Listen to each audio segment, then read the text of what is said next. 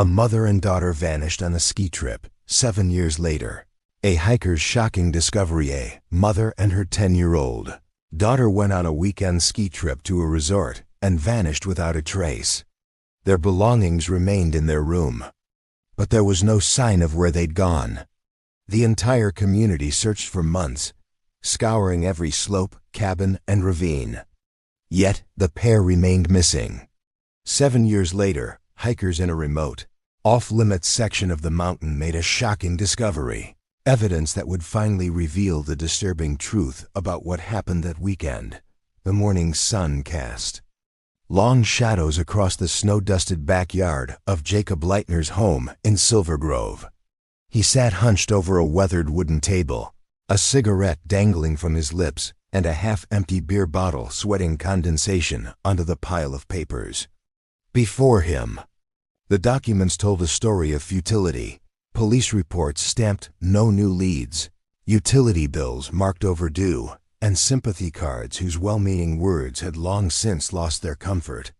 Mount Silver Fir loomed in the distance, its peak shrouded in morning mist. Jacob raised his cigarette hand and pointed at the mountain with bitter accusation. 3 generations, he muttered, his words slurred from the morning's drinking. My grandfather, my father, and me. We served you faithfully, and this is what you give back. He took another swig of beer. You swallowed them whole, didn't you? Analyze my little Lena like they never existed. His bloodshot eyes traced the mountain's familiar contours.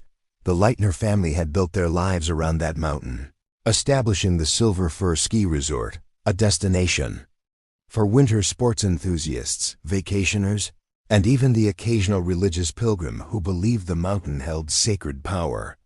The resort had been their legacy, their security, their future. Jacob's mind wandered to happier times when he'd walked the resort grounds with 10-year-old Lena, her small hand in his, explaining how the ski lifts worked, showing her the ledgers, teaching her to read the weather patterns that could make or break a season.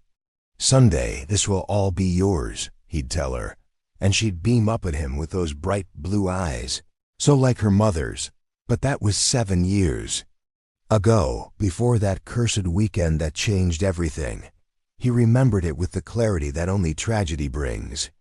It was a Friday evening in late winter, his ankle wrapped and elevated after a bad fall earlier that week. The doctor had been firm, complete rest for the weekend, no exceptions. But Lena had been planning this ski trip for weeks, marking days off the calendar with colorful stickers, chattering excitedly about trying the new slope that had opened that season. Please, Papa, can't we still go? She'd pleaded, and Annalise had smoothed their daughter's blonde hair. I'll take her, his wife had said. We'll stay at our usual room at the resort. You know she's been looking forward to this. It wasn't unusual. They'd made the trip dozens of times without him when work kept him busy. They had their own unit at the resort, a cozy suite on the 3rd floor with a view of the main slopes. The staff knew them by name. What could go wrong? Saturday evening, the photos arrived on his phone. Annalise and Lena grinning in their ski gear, the mountain majestic behind them. Another of Lena proudly showing off her parallel turns. A selfie of mother and daughter at the lodge, hot chocolate mustaches on both their faces. He'd smiled through the pang of missing out, texted back heart emojis, and have fun, my loves. Sunday morning, his good morning text went undelivered. By noon, when his calls went straight to voicemail, unease crept in. They're probably on the back slopes, he told himself. No cell service there. But as afternoon shadows lengthened and silence persisted, panic took hold. His first call to the resort reception was at 3:47 p.m. He remembered the exact time because he'd stared at the clock, willing it to move backward. Can you check room 306? My wife and daughter should be there. 20 minutes later, the call back. Mr. Leitner, the room is empty. Their belongings are here, but we haven't seen them since yesterday evening. The next hours blurred together. Emergency calls, the resort security team searching, local police arriving as darkness fell. By Monday morning, it was a full-scale search operation. Rescue teams, helicopters, volunteers combing every trail and off-piste area. Days became weeks. The community rallied, organizing search parties that ventured deeper into the wilderness. They checked every cabin, every ravine, every possible shelter. Police investigated leads that led nowhere, even discovering illegal cabins built by squatters and survivalists hidden in the forest. But no trace of Annalise and Lena. The first year, hope sustained him. They could be injured somewhere, waiting for rescue. The second year, he bargained with fate. Even if Annalise was gone, maybe Lena had survived somehow. By the third year, he just wanted bodies to bury, closure to find. Now 7 years later, the search had dwindled to an annual observance on the anniversary of their disappearance. Jacob still hiked the mountain occasionally, sometimes alone, sometimes with the few volunteers who remembered. But he no longer actively ran the resort that had been his life's work. He couldn't bear to walk those halls, see those slopes, pretend everything was normal when his world had shattered. The cigarette burned his fingers, jolting him from his reverie. He cursed, dropping it, then noticed his beer had spilled across his shirt while he dozed. The kitchen phone's shrill ring made him grunt in pain. His head throbbed from the morning's drinking. He stumbled inside, catching the phone on the fifth ring. "Leitner here." "Mr. Leitner, this is Detective Harrison with the FBI." The voice was crisp, professional. "I need you to come to Mount Silver Fir immediately." Jacob's heart stuttered. "What's happened?" "We found evidence related to your wife and daughter's disappearance. There's a helicopter waiting for you at Silverfield Airstrip. We need you at Raven's Shelf to identify some items." "Raven's Shelf?" Jacob gripped the counter. "That's a restricted area. What kind of evidence?" "I'd prefer to discuss it in person, sir." "The helicopter will be waiting." The line went dead. Jacob stood frozen for a moment, then erupted into motion. He yanked off his beer-stained shirt, pulled on thermal layers and his heavy winter coat.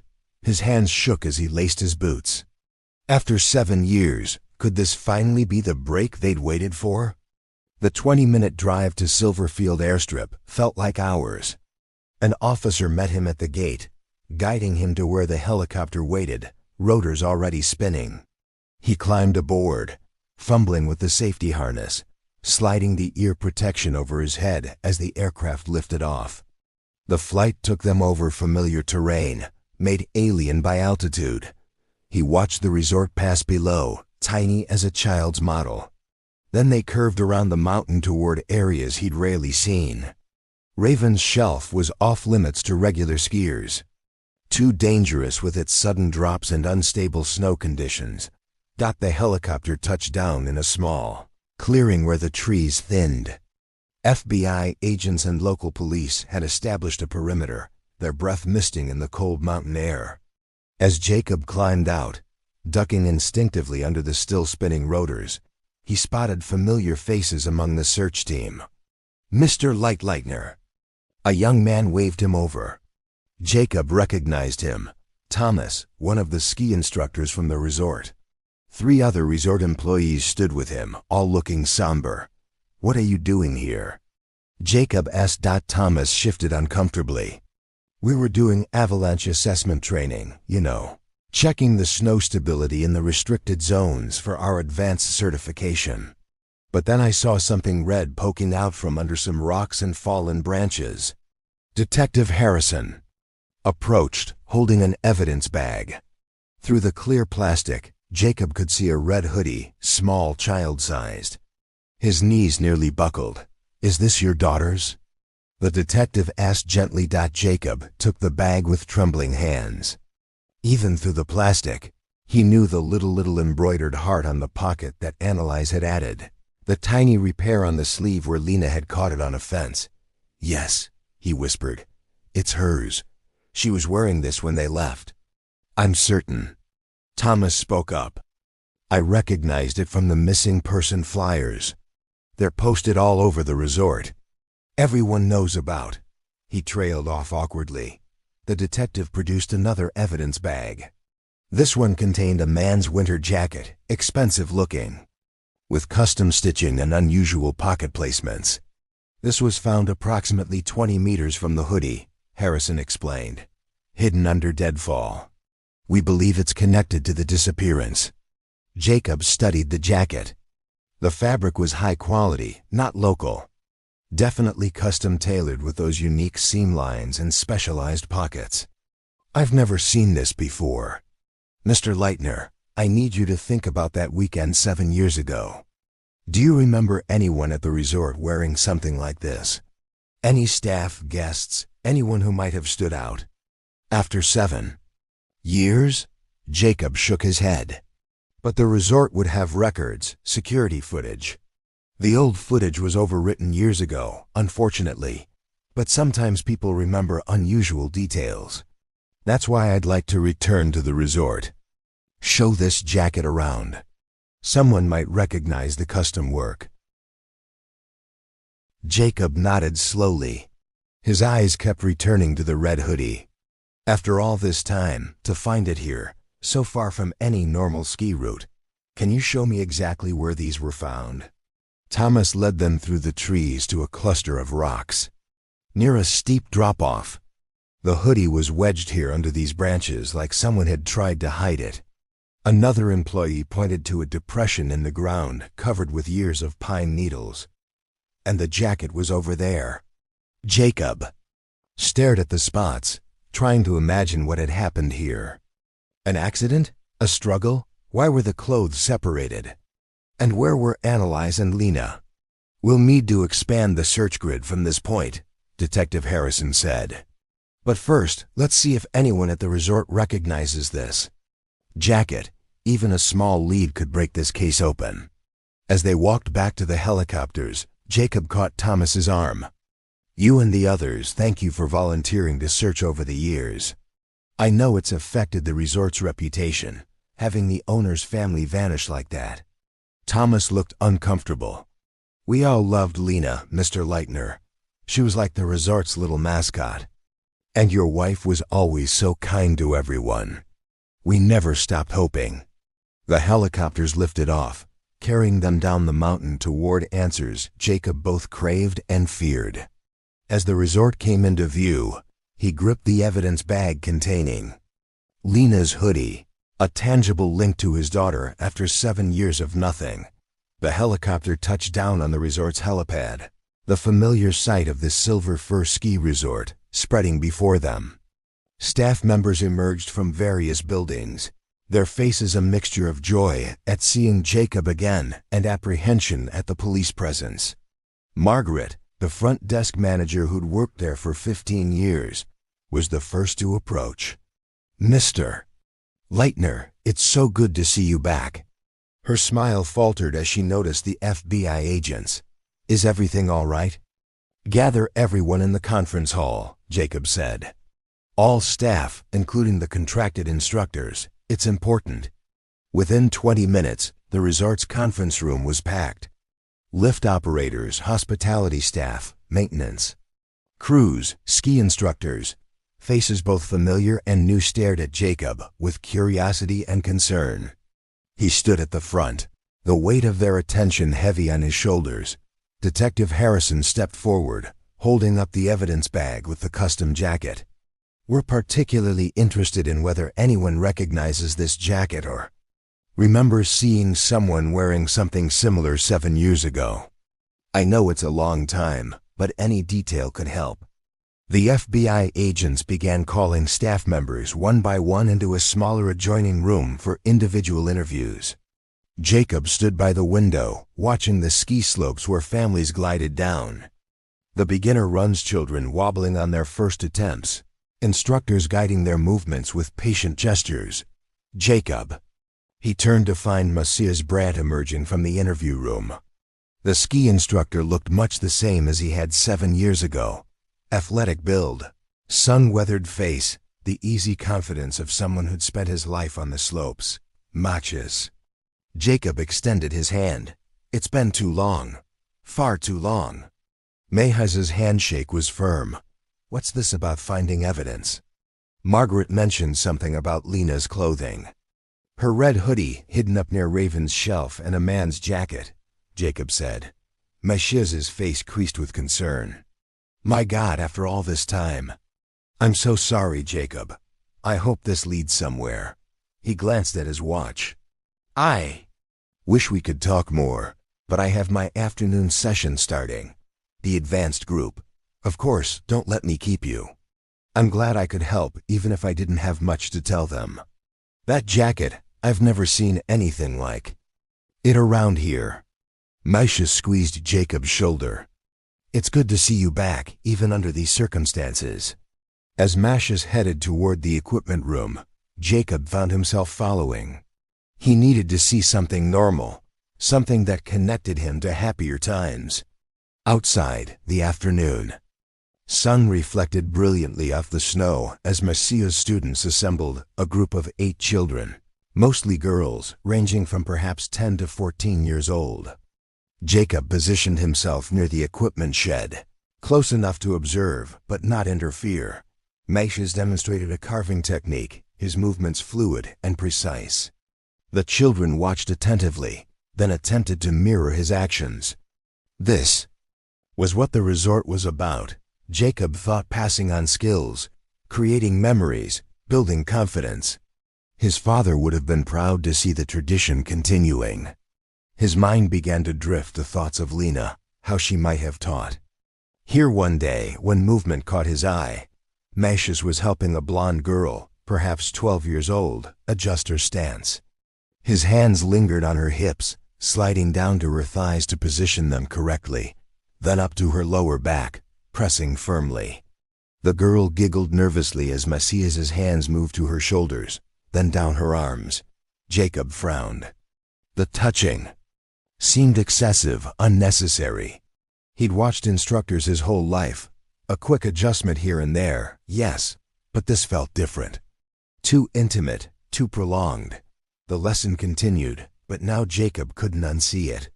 Mayhez's attention focused predominantly on the female students, his physical corrections far more frequent and lengthy with them than with the 2 boys in the group.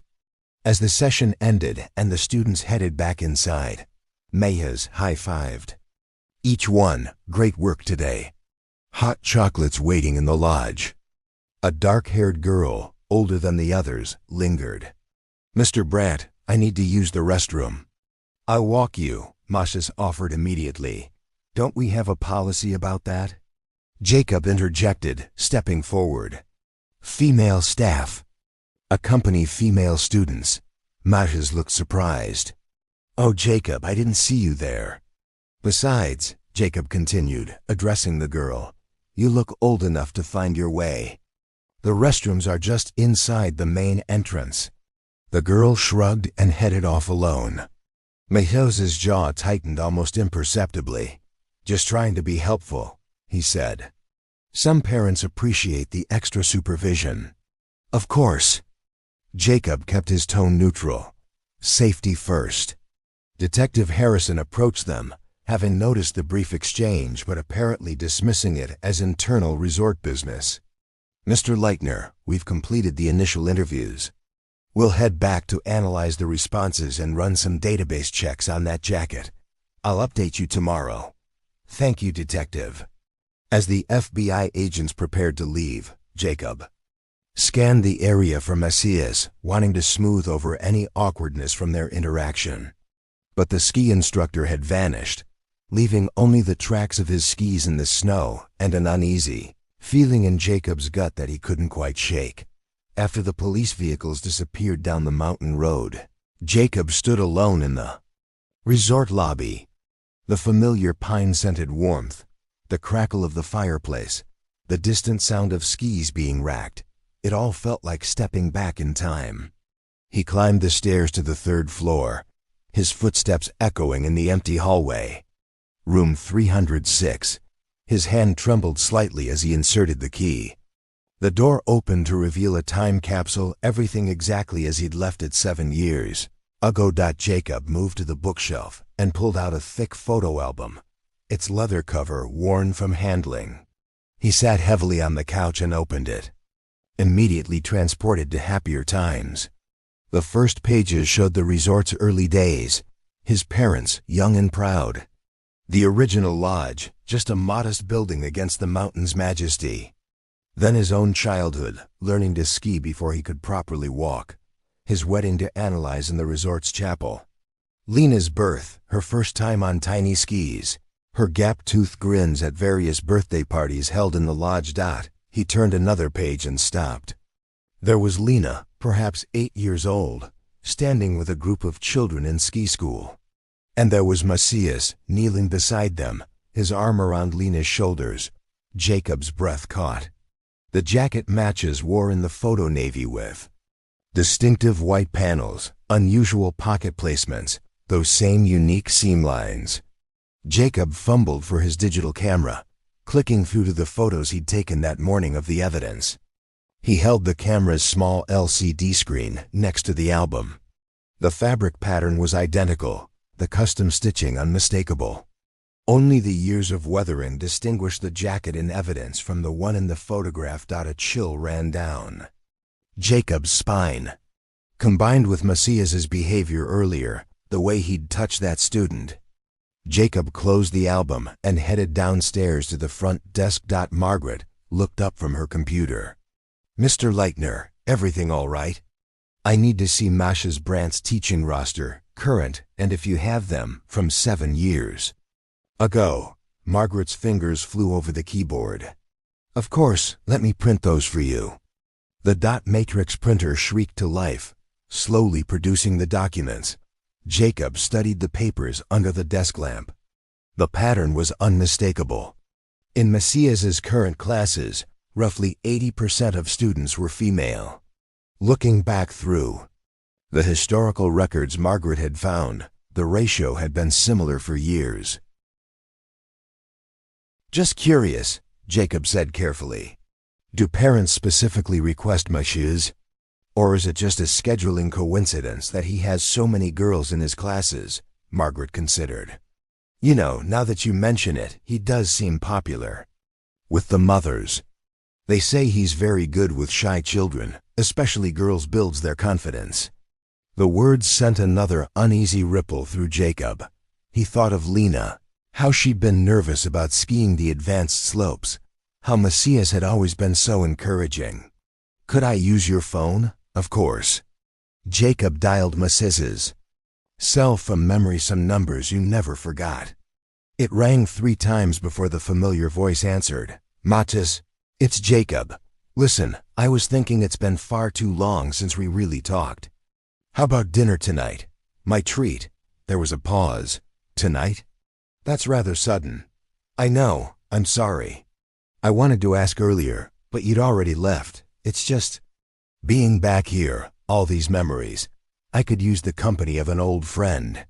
"I understand." Macias's tone softened.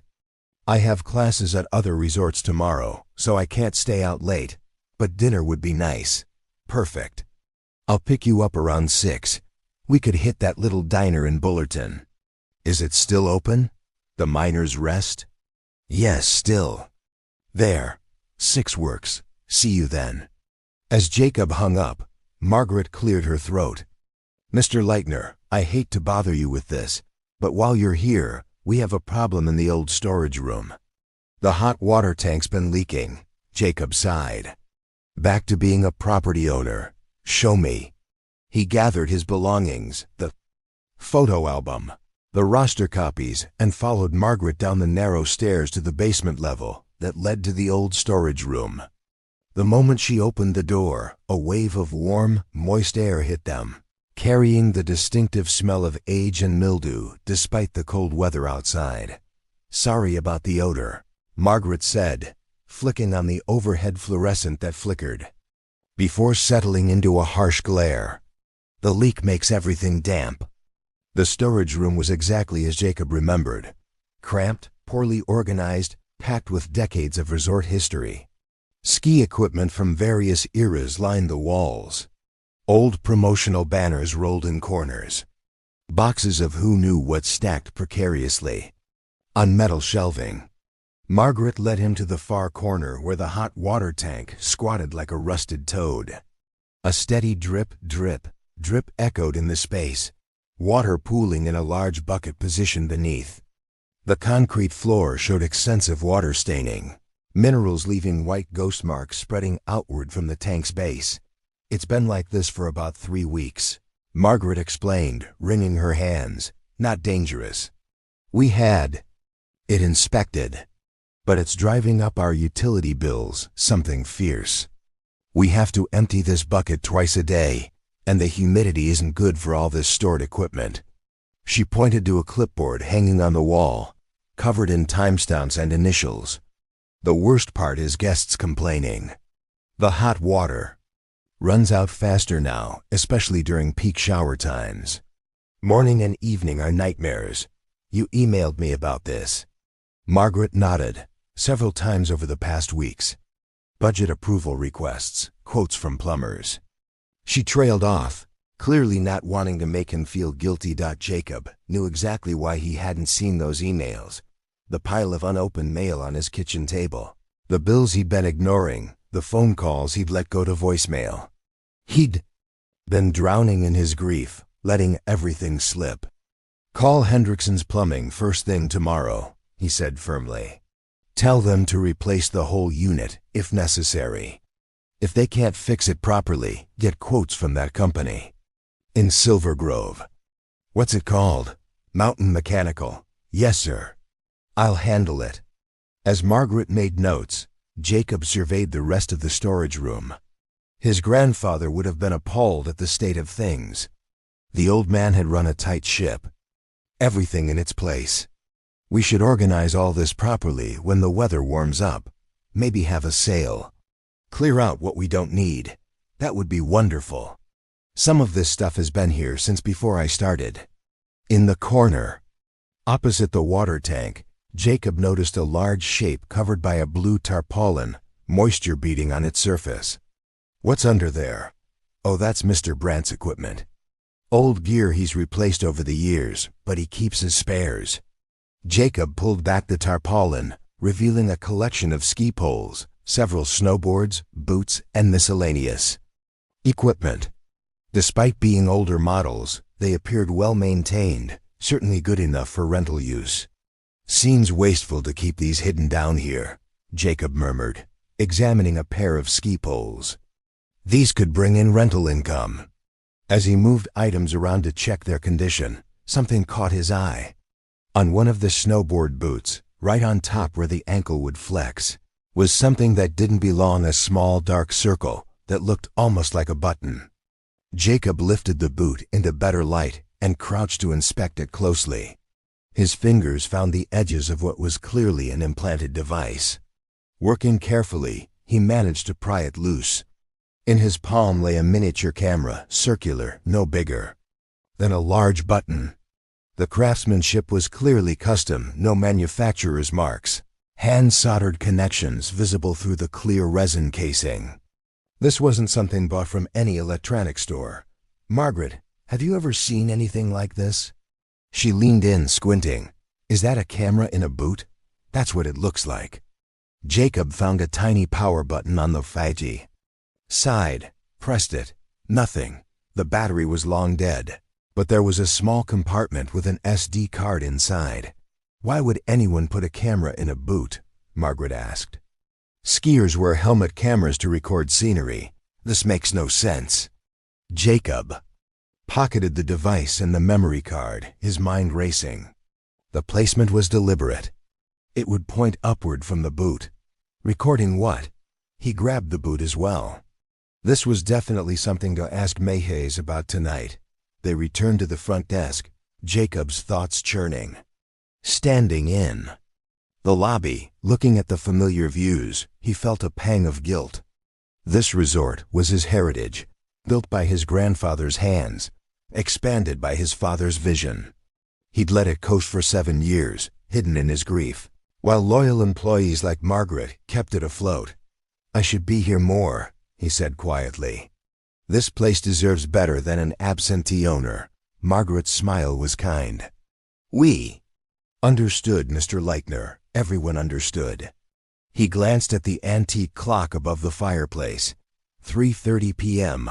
Plenty of time before picking up Matthias. I'm heading to Bullerton, he announced. Want to see how the old town's changed.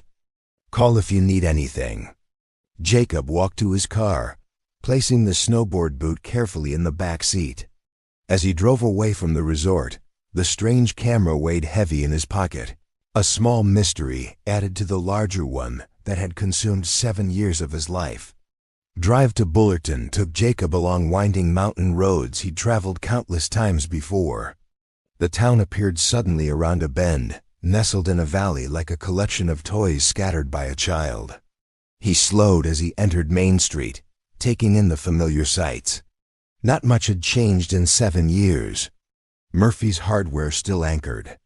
The corner of Main and 3rd, its faded sign promising everything for the mountain life. The diner where he and Annalise used to grab breakfast after early morning ski runs still advertised its famous pancakes. The Miners' Rest Tavern squatted between the post office and a real estate office, its heavy wooden door and small windows giving it a cave-like appearance. Jacob parked and sat for a moment, memories flooding back.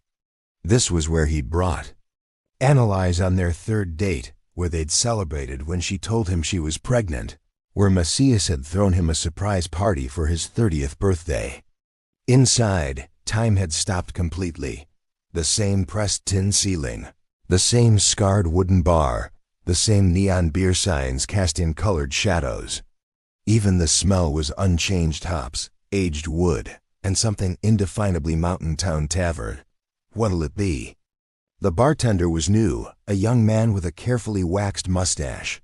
Moostrul, Jacob said, naming the local brew. As the bartender pulled his draft, Jacob settled onto a bar stool and tried to organize his thoughts. The morning felt like a week ago. The helicopter ride, finding Lena's hoodie, the blood-stained jacket that looked exactly like the one in the photograph, and Macias's behavior with that student, those lingering touches. The beer arrived, foam perfect. Jacob took a long pull and forced himself to think rationally. He was seeing patterns where none existed, letting grief and desperation color his perceptions. Macias had been his friend for 15 years. They'd vacationed together, that trip to the Oregon coast where Macias had spent hours teaching Lena to swim in the hotel pool, patient with her fear of putting her face underwater. If Macias was inappropriate with students, surely parents would have complained. The resort would have heard about it. Margaret would have mentioned something. No, he was just a lonely man who'd lost his family, grasping at shadows. Half his beer gone, Jacob stood and wandered the tavern, bottle in hand. The back wall served as an informal gallery, photographs of locals and visitors, some dating back decades. He studied them idly, looking for familiar faces. Then he stopped. In a newer photo, clearly from the last few years based on the digital print quality, stood Matthias. Beside him was a teenage girl, perhaps 14 or 15, with striking black hair that suggested mixed heritage. Something about her seemed familiar, but Jacob couldn't place it. She leaned into Macias with easy familiarity, his arm protective around her shoulders. Jacob frowned. Macias had no family he knew of, never married, no siblings, parents long deceased, no nieces or cousins ever mentioned in all their years of friendship. He returned to the bar and signaled for another beer. When the bartender brought it, Jacob pointed to the photo. "That's Masha's Brandt, right? Who's the girl?" The bartender glanced over. "Yeah, that's Masha's. Comes in occasionally." "That's his daughter." "His daughter?" Jacob couldn't hide his surprise. "Adopted, I think." "Nice kid. Quiet but polite. They usually sit in the corner booth, share a pizza." Jacob stared at the photo again. Macias had adopted a daughter and never mentioned it. When had this happened? The questions multiplied, but he pushed them down. There could be innocent explanations. Maybe it was recent. Maybe Macias had wanted to keep his private life private after everything that happened with the Leitner family. He checked his watch. 4:15. Still early. On impulse, he pulled out his phone and dialed Mayes. "Hey, it's me again.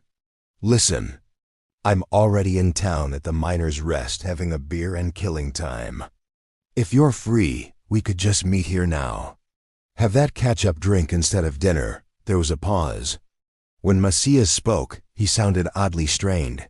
"You're at the tavern now?" "Yeah. Figured I'd check out the old haunts." "What do you say?" I'm sorry, Jacob. Dinner still works better. I'm in the middle of something. Can't get away right now." "No problem. 6 still good?" Yes, 6 is fine." The line went dead. Jacob frowned at his phone. Mayes had sounded almost panicked that he was at the tavern. Strange. He paid his tab and walked to his car, fishing for his keys. The gas gauge caught his eye nearly empty. He'd better fill up before the evening plans. The gas and go sat at the town's edge. 2 pumps and a convenience store that sold everything from fishing lures to frozen burritos. Jacob filled his tank, watching the numbers climb on the ancient pump, then went inside to pay. The teenage clerk took his credit card with barely a glance up from her phone. As Jacob walked back outside, movement caught his eye. 2 men on a motorcycle had pulled up beside a sedan parked next to his car. The parking lot was otherwise empty. One of the bikers dismounted and approached the sedan. Through the store window, Jacob could see the car's owner, a young man, still at the counter inside. The biker tried the sedan's door. It opened. That's when Jacob saw her, a girl in the back seat, maybe 13 or 14. The biker climbed in, and the girl's face transformed from confusion to terror. Jacob didn't think. He sprinted to the car, yanking the rear door open. "Hey, what are you doing?" The biker, a scraggly man in worn leathers, shoved Jacob hard. "Back off, old man," the girl screamed. Jacob grabbed for the man, but he'd already scrambled to the driver's seat. The engine roared to life, and the car lurched backward. "Stop!" Jacob shouted. Through the store window, he saw the clerk finally look up, her phone falling from her hand. The car's owner came running out. Jacob dove into his own car, key still in his hand. The sedan was already moving, tires squealing as it headed for the road. He started his engine and gave chase, adrenaline overriding common sense. The sedan wasn't fast, and the driver wasn't skilled. Jacob managed to cut him off before he reached the main road, angling his car to block the escape. Both bikers jumped out. The second had abandoned his motorcycle to join his partner. They came at Jacob together. The first punch caught him in the ribs, driving the air from his lungs. He swung wildly, connecting with someone's jaw, but then a fist found his temple, and he went down hard on the asphalt. Boots connected with his sides, his back.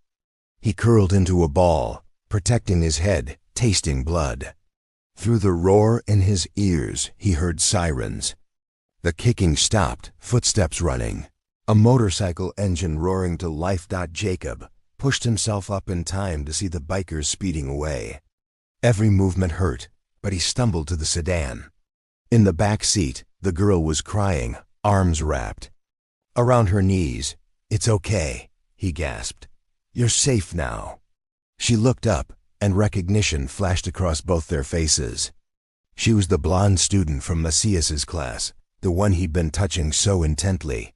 Police cars screeched into the parking lot, followed by the sedan's owner, the girl's older brother, as it turned out. While Jacob gave his statement, describing the attempted kidnapping, or was it car theft, the officer nodded grimly. "Third incident this month," the officer said. "These mountain roads make it easy for them to disappear. Grab a kid from a parking lot, vanish into the wilderness before anyone knows what happened. Easier than taking them from homes." Jacob agreed, holding a handful of napkins to his bleeding nose. "You need medical attention," the officer observed. "Those are some nasty cuts. I'll drive myself to the clinic." The girl had calmed down enough to speak. "Thank you," she said quietly. "I'm Alana." "I know," Jacob said. We met this morning at the resort. You're one of Masha's Brandt students." Her face lit up despite the trauma. "You know Mr. Brandt? He's the best teacher ever. I was so scared of skiing when I started, but he always knows exactly what to say. He makes me feel brave." She smiled shyly. "I've been taking lessons from him for 2 years now. My parents say he's worked miracles with my confidence." Jacob studied her face, looking for any sign of discomfort when speaking about Masha's. There was not only genuine affection and admiration. Maybe he really had been imagining things. "I'm glad you're safe, Alana," he said, then turned to her brother. "Keep a closer eye on her. The officer's right, it's getting dangerous out here." With effort, Jacob made it to his car. In the rearview mirror, he could see the damage to his face: split lip, swelling eye, blood from his nose. Every turn of the steering wheel sent fresh waves of pain through his ribs. His face throbbed where the biker's fists had connected, and he could taste copper with each swallow. The clinic's neon sign appeared through his swelling left eye like a beacon. The waiting room was mercifully empty. Within minutes, a nurse led him to an examination room where Dr. Polson, who'd been treating the people of Bullerton for 30 years, whistled low at the damage. "Bar fight?" the doctor asked, beginning his examination. "Something like that," Jacob muttered through split lips as the doctor cleaned wounds and applied butterfly bandages. Jacob pulled out his phone. His hands shook slightly as he dialed Masha's number. "Jacob, are you on your way?" "Actually, no. I've had a bit of an incident, some trouble at the gas station. I won't be able to make dinner." "What happened?" Concern colored Masha's voice. "Are you all right? Some men tried to steal a car with a girl inside. Actually, it was Alana, one of your students, the blonde girl from this morning's class." "Alana? Is she okay?" "She's fine, shaken up but safe. I'm at the clinic now, getting patched up." There was a pause. "I'm sorry to hear that. Maybe we should reschedule." "Actually," Jacob interrupted, "I was wondering if I could still stop by your place. Just for a quick visit. Have that drink and catch up a bit before I head home. I'm almost done here." The hesitation was palpable. Well, if it's a bad time." No, that's fine. Come by whenever you're finished." "Great. See you soon." 20 minutes later, Jacob emerged from the clinic looking like he'd gone 10 rounds with a professional boxer. White bandages crisscrossed his face. His left eye was swelling shut, and every breath reminded him of the boots that had found his ribs. He stopped at Mountain Spirits Liquor, grabbing a bottle of the good Scotch Macallan 12, the one they used to share on special occasions. If he was going to have this conversation with Mattis, he needed the liquid courage. Mattis's house sat on a quiet street near the town's edge, a modest 2-story with white siding and green shutters. Jacob had been here countless times before, but tonight something felt different. All the curtains were drawn tight, unusual for Massays, who always complained about needing natural light. Jacob knocked, then waited and waited. Just as he raised his hand to knock again, locks clicked, and the door opened. "Jesus, Jacob." Masha's eyes widened at the bandages. "You look terrible." "Sorry about the wait," Masha added quickly. "I was just cleaning up." "What? Are you my mother?" Jacob attempted a grin, wincing as it pulled at his split lip. They both laughed, the sound slightly forced. "Hey, I've been living the bachelor life for 7 years," Jacob continued. "My place is a disaster zone. No judgment here." Masha stepped aside to let him in. The house was indeed tidy, almost obsessively so. Every surface gleamed, not a single item out of place. It smelled of pine cleaner and something else, artificial air freshener, maybe. "Let's sit out back," Maka suggested, leading the way through the spotless kitchen to the rear deck. They settled into patio chairs, the evening air cool against Jacob's battered face. He produced the Scotch bottle with a flourish. Figured we deserved the good stuff.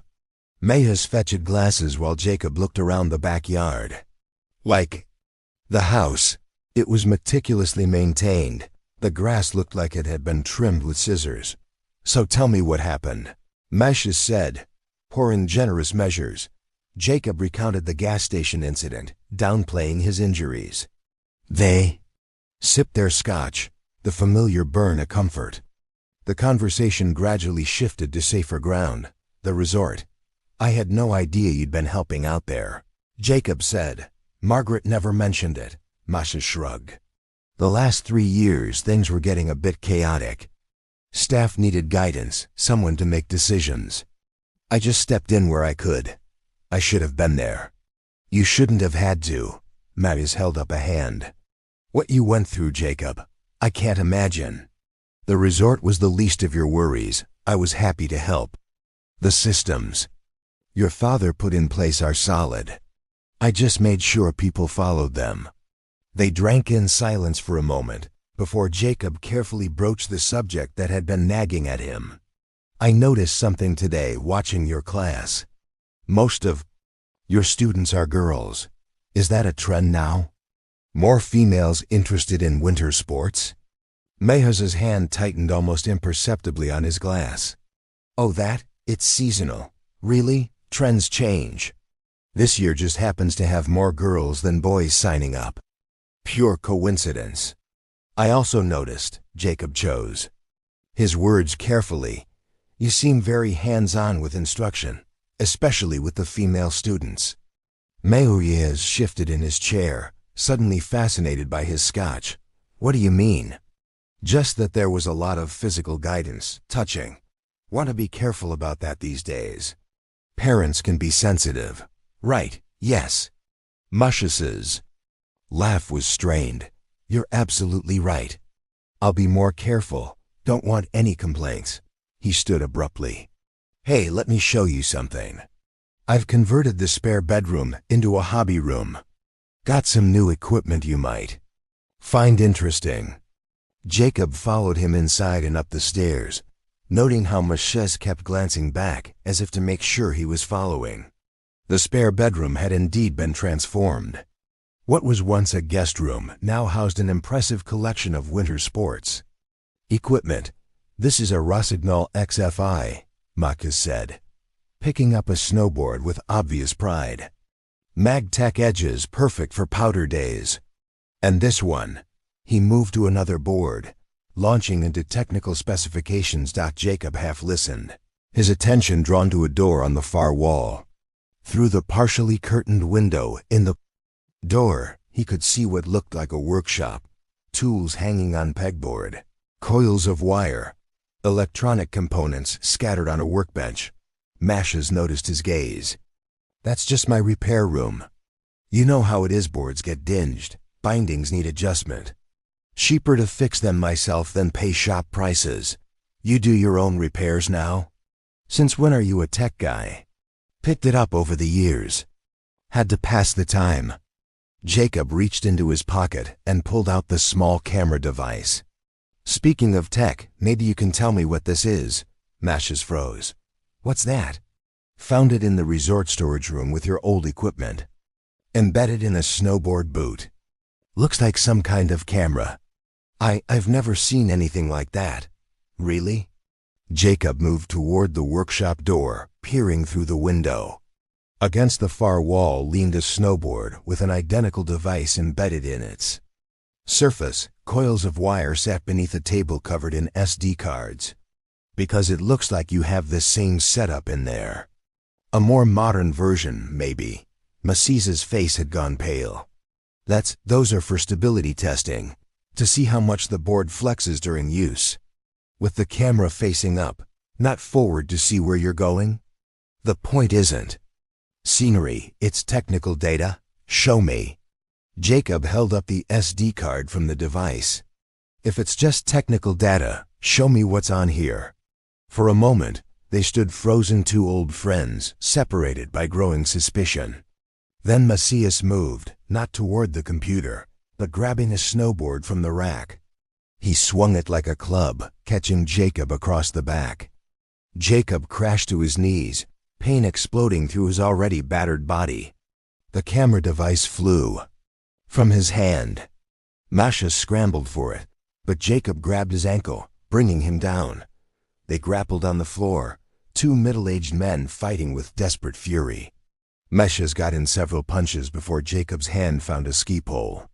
He pressed it against Masseuse's throat, using it to lever himself to his feet. "What's on those videos?" Jacob gasped. "What are you hiding?" Malchus laughed, a sound devoid of humor. "You pathetic coward. Always were too weak to see what was right in front of you. You took them." The words came out as barely a whisper. "Analyze and Lena, where are they?" "Someplace you'll never find them." Masseuse's smile was terrible. 7 years, Jacob. 7 years. You've searched everywhere but the right place." He moved faster than Jacob expected, grabbing the ski pole and turning it against him. The metal tip caught Jacob in the stomach, doubling him over. By the time he straightened up, Masha's was through the door, slamming it shut. The lock clicked. "Masha's!" Jacob pounded on the door. "Open this." Heavy footsteps thundered down the stairs. Then, faintly, a girl's voice, young, questioning. Jacob's blood turned to ice. A car engine roared to life outside. He spun toward the workshop door, kicking it open. The space was cramped, filled with exactly what he'd seen through the window, plus more: monitors, hard drives, equipment he couldn't identify. He grabbed a coil of wire from the table and returned to the locked door. His hands shook as he worked the wire into the lock mechanism. 7 years of grief, guilt, and desperate hope had led to this moment. The lock was simple, residential grade. After 3 attempts, the wire found the right angle. The door swung open. Jacob burst through the front door and raced down the porch steps, his body screaming in protest. His phone, damn it. He'd left it on the patio table with their scotch glasses. He sprinted around the house, snatched the device, and ran for his car. His fingers shook as he dialed 911 while fumbling with the ignition. The engine roared to life just as the dispatcher answered. 911. "What's your emergency?" "This is Jacob Leitner. I need police at 428 Pine Street immediately. The man who lives there, Matthias Brandt, is involved in my daughter's kidnapping from 7 years ago. He just fled with a teenage girl." "Sir, slow down. You said kidnapping?" "My daughter disappeared 7 years ago, Lena Leitner. There's an open FBI case. Matthias Brandt just confessed and fled with a girl who might be her. He's driving." Jacob's mind raced. "Damn it, I don't know what car or the plate number. But my resort manager has his vehicle information on file." "What resort, sir?" "Silver Fir Ski Resort. The manager is Margaret Thompson. She have his employment records." "Stay on the line, Mr. Leitner. Units are responding, 2 teams, 1 to secure the house, 1 to locate." Can you tell me which direction the suspect went?" Jacob peeled out of the driveway, tires squealing. "I don't have visual yet, but he only left minutes ago. He can't be far. We're issuing a bolo now, bulletins out. Limited exits. We'll find him. Keep updating us on your location." Jacob drove through the quiet residential streets, head swiveling at every intersection. Where would Mays go? Not the main highway, too obvious. The back roads were treacherous at night. Maybe. "I'm heading toward the town center," he told the dispatcher, checking the park area. "Units are 3 minutes out." The town park appeared ahead, a dark expanse barely lit by scattered street lamps. And there, pulled onto the grass near the playground, was a silver Honda Accord. 2 figures stood beside it, silhouetted against the dim light. "I see them. Town Park, west entrance, silver Honda. Do not approach, Mr. Leitner. Wait for..." But Jacob was already pulling over, killing the engine. He could hear sirens in the distance, but rage and 7 years of anguish propelled him forward. "Masseuses!" He jogged toward them, noting How the ski instructor stood casually, making no attempt to run. "It's over. Police are coming." "I know." Macias's voice was calm. "I can hear them. There's nowhere to go in this fishbowl of a town." As Jacob drew closer, his eyes fixed on the girl beside Macias. Black hair instead of blonde, taller, older, but something in the way she held herself, the shape of her face. "Lena!" The name came out as a whisper. The girl stared at him with empty eyes, no recognition, no emotion, just a blank 1,000-yard stare that made his heart shatter. "What did you do to her?"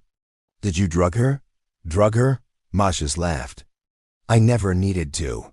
Lena chose me, loves me of her own free will." He turned to the girl. "Tell him, sweetheart. Tell the man how you feel." Lena remained silent, her gaze unfocused. "She doesn't even recognize me." Jacob took a step forward, fists clenched. "Because she doesn't want to." Macias spread his arms wide. "But I'll give you a chance, old friend. The police are coming, we both know that. So here's my offer. You and me man to man. If you win, I'll surrender peacefully and tell them everything. But if I win, you'll have proven what I've told Lena all these years, that you're too weak to protect anyone. That's insane. Win or lose, you're going to prison." Macias smiled. "Or will Lena tell them how she came with me willingly, how you abandoned her?" "I never," both men turned. Lena had spoken, her voice flat and emotionless. "Do it," she repeated, looking at Jacob for the first time. "Prove who's stronger." Jacob's mind reeled. What had Macias told her? What twisted narrative? Had he fed her for 7 years? But looking at his daughter's face, seeing the challenge there mixed with something else, hope? Fear. He knew he had no choice. Fine. They circled each other on the damp grass, 2 middle-aged men about, to settle 7 years of deception with their fists. Macias moved first, a boxer's jab that caught Jacob's already swollen eye. Pain exploded through his skull, but he pushed through, tackling Macias around the waist. They went down hard, rolling on the ground. Macias was in better shape, his movements precise where Jacob's were desperate. A knee to the ribs drove the air from Jacob's lungs. Hands found his throat, squeezing. The sirens were louder now, red and blue lights painting the trees at the park's edge. "You were always weak," Macias hissed. "That's why I took them." "You didn't deserve." Jacob's hand found a rock in the grass. Without thinking, he brought it up, ready to smash it into Macias's temple. But as he drew back his arm, he caught sight of Lena watching. Her face was no longer blank. There was fear there, uncertainty. If he did this, if he crushed Macias's skull, what would that make him? Just another violent man in his daughter's life. Another trauma for her to carry.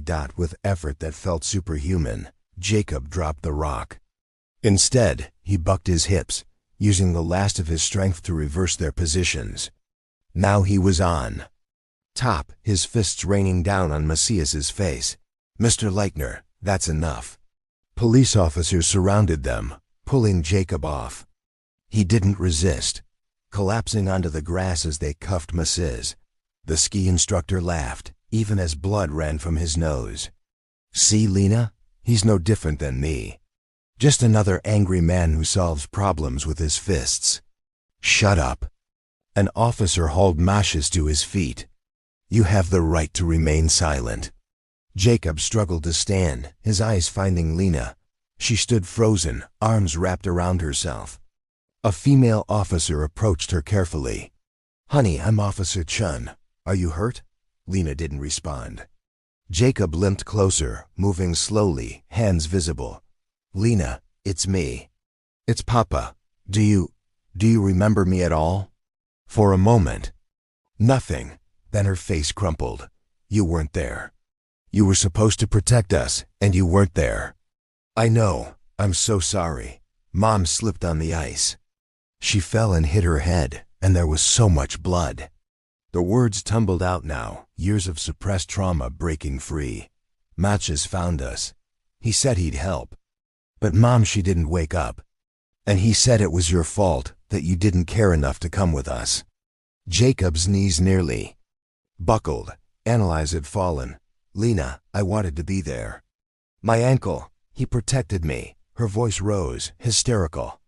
When you couldn't, he kept me safe and promised to take care of me. He always kept his promises. You didn't even look for us in the right places. I looked everywhere. For 7 years, I never stopped. Lies. He told me you wanted to get rid of us, that we were holding you back from your freedom. That's not true. Everything I did was for you and your mother, and Jacob forced himself to stay calm. The police found his jacket. Near your red hoodie. There was blood on it, Lena. They're testing it now, but I think he might have hurt your mother. Confusion flickered across Lena's face. My ... my hoodie? The red one you wore that day. We found it on the mountain. No. She shook her head violently. No, he said when I was ready to let go of my old life, I should give it to him as a symbol. He said we could be family and more. That no one could separate us if we were both.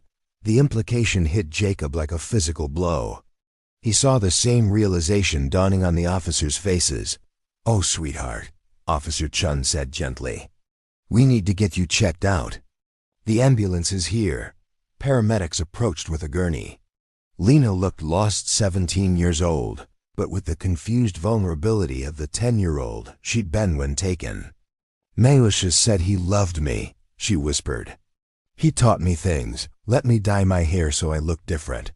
When we went out, people thought I was his daughter, just his daughter. Jacob wanted to scream, to rage, to find millions in the police.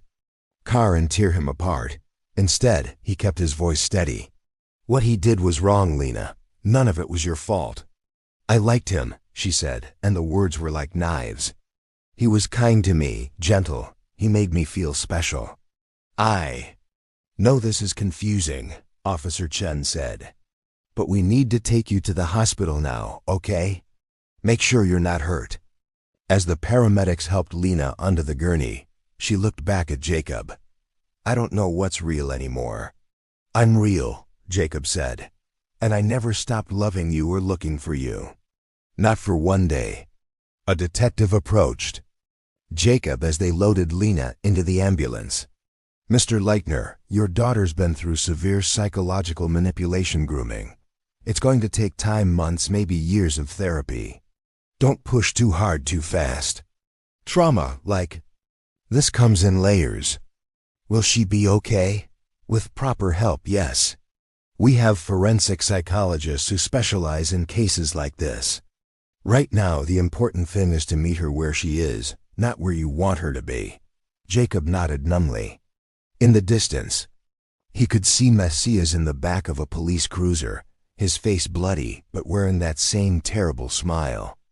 Are you riding with her? A paramedic asked. I'll follow in my car, Jacob said, understanding that Lena needed space.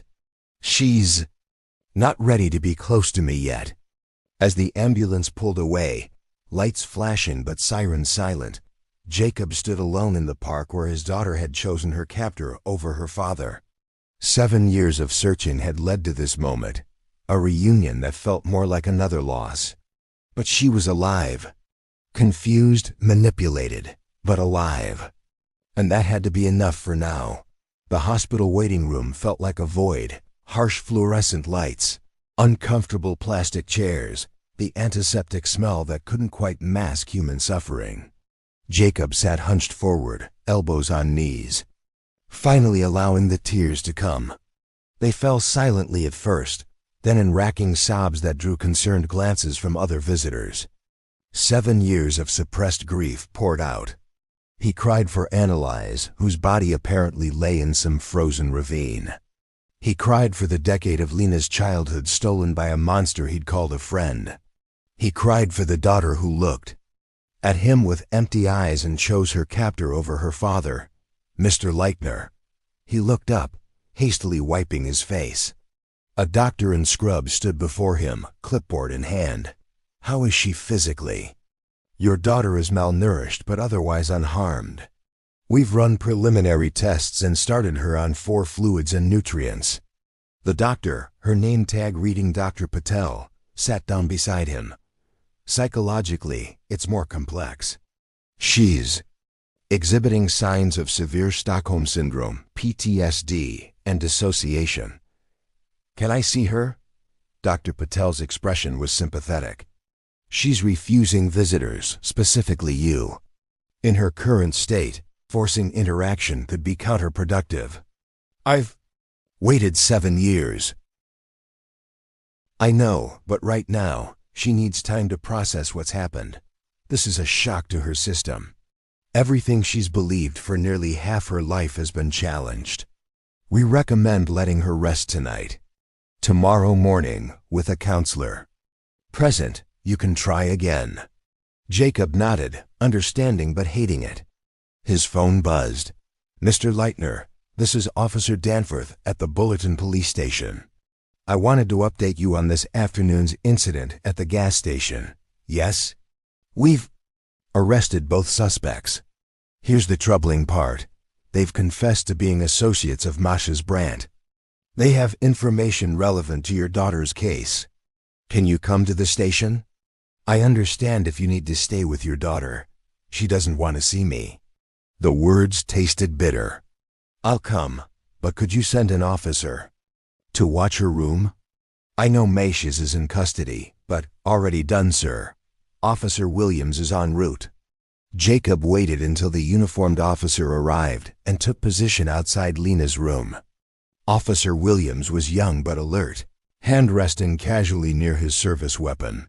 No one gets near her without hospital authorization. Jacob instructed. Understood, sir. She's safe. The drive to the police station passed in a blur. Jacob grabbed the snowboard boot from his backseat evidence that had started this cascade of revelations. Inside, they led him to an interview room that smelled of burnt coffee and industrial disinfectant. Detective Harrison entered, carrying a thick file. Mr. Leitner, thank you for coming. I know this has been an overwhelming day. Just tell me everything. Let's start with your statement. Walk me through what happened after we left the resort. Jacob recounted it all, then produced the snowboard boot, pointing out where the camera had been embedded. We recovered that device, along with numerous others from Brandt's residence, Harrison confirmed. Also computers, hard drives, and boxes of SD cards. What was on them? Harrison shifted uncomfortably. This afternoon's suspects, they called themselves fans of Masiz's work. One's a technician who custom-built these cameras. They've been creating and distributing videos of, well, it's a niche fetish. I don't understand. The footage is of girls in women's pants while skiing or snowboarding. Fully clothed, but filmed from angles that emphasize certain areas, the movement, the way fabric stretched and shifted. Jacob felt sick. That's what he was doing? Recording his students for years? Apparently starting with boots. To capture walking footage, then experimenting with board-mounted cameras for skiing angles.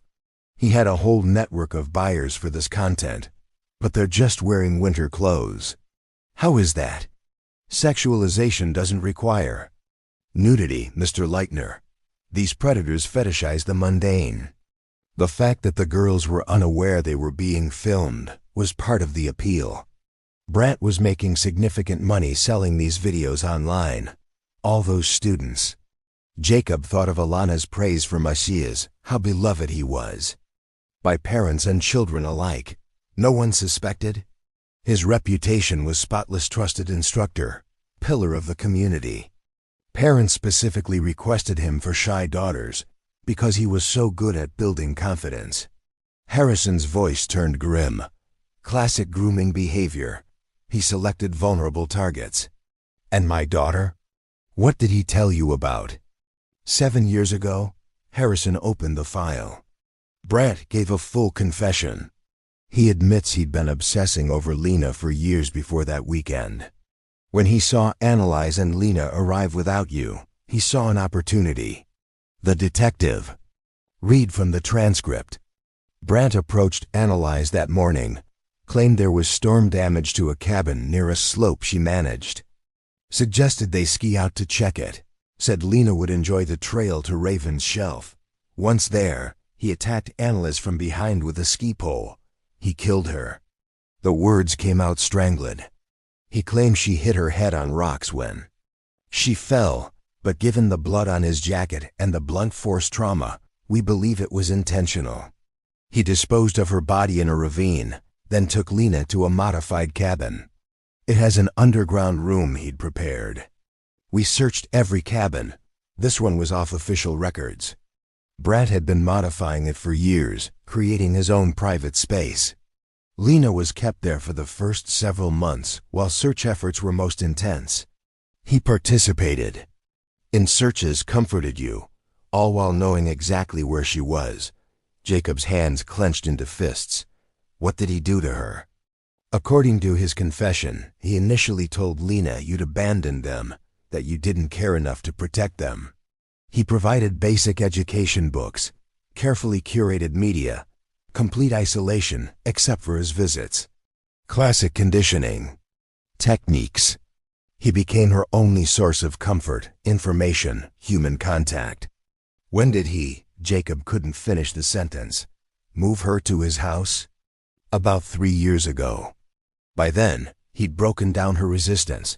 She believed his version of events completely. The hair dye was her idea, he claims, wanting to become a new person. He had her throw away the red hoodie as a symbolic gesture of leaving her old life behind. And the intimate relationship? Harrison's jaw tightened. He admits to sexual contact beginning approximately 2 years ago, claims it was consensual and that they were in love. Describes wanting a relationship that was both familial and romantic. His words, not mine. She was a child. A traumatized, isolated child. Exactly. Nothing about this was consensual. Your daughter was systematically groomed and abused by someone she trusted. Jacob felt hollow. He blamed Margaret for keeping the equipment that exposed him. Called her a stupid woman who couldn't follow simple instructions. He'd told her to throw away those old boots and boards. She thought they were still usable and stored them instead. Thank God for thrifty managers, Jacob said, rubbing his face. What happens now?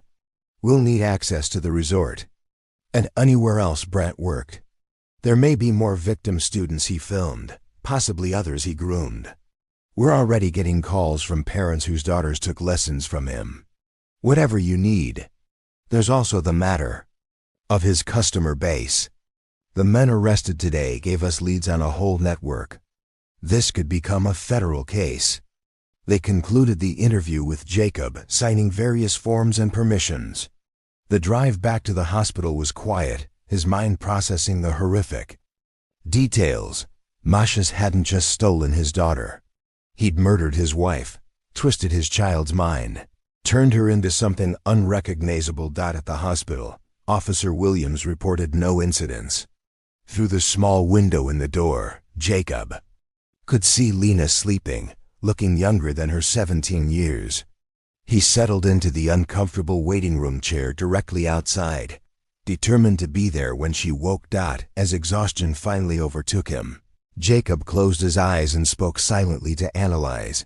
I'm sorry I wasn't there. I'm sorry I couldn't protect you both. But I have her back now, and I swear I'll help her heal. I'll be the father she needs, however long it takes. I'll bring our little girl back. The fluorescent lights hummed overhead as Jacob drifted into uneasy sleep, beginning his vigil outside Lena's room, a broken father waiting to rebuild what a monster had destroyed. If this story moved you, if it reminded you of something we should never forget, please like this story, share it with someone who needs to hear it, and follow our journey for more stories that honor truth, dignity, and the power of standing tall even when the world looks away. Because when we remember together, we rise together. And that, at any age, is how change begins.